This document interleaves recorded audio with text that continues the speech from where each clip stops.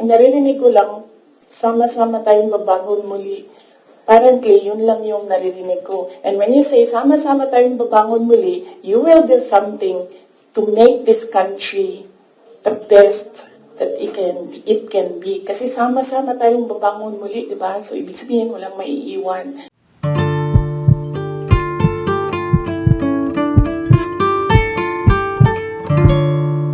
Follow-up lang po, since you mentioned na President Ferdinand Marcos, you don't remember at all him discussing with you kung ano yung platform niya when he run for the presidency. Pero kayo po ba, did you insist na parang sa party niyo, this is what you want for the country? Yes. Oo. Sa kanya or sa tao? Sa kanya po. Nung nagdi-discuss kayo na dapat po may plataforma tayo. Kasi naman, di ba, ang expectation mo, pag tumakbo yung tao, meron siyang sinasabi na gagawin niya. And, pasensya na. Pero nung nakaupo ako dun at the time, hindi ako nakikinig sa kanya. Ang naririnig ko lang, sama-sama tayong babangon muli.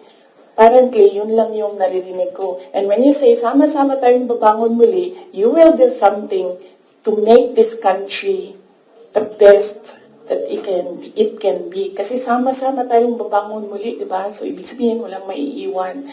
But apparently, madami ang naiiwan ngayon. Yun lang naririnig ko. Mon. Ang mali ko ata is nag-assume ako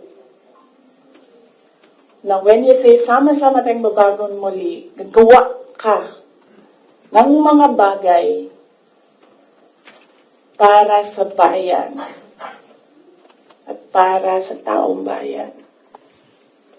Nag-assume ako na ang gagawin niya ay mas maganda pa, mas maayos pa, mas magaling pa sa lahat ng dumaan na presidente. Sir, ako din kaganyan sa'yo. Tapusin na natin ito. Otherwise, hindi tayo matapos ngayon. Babalik tayo bukas. Sabado. Ma'am, ikaw lang yun at ako, ma'am. Sila, they want a weekend, ma'am.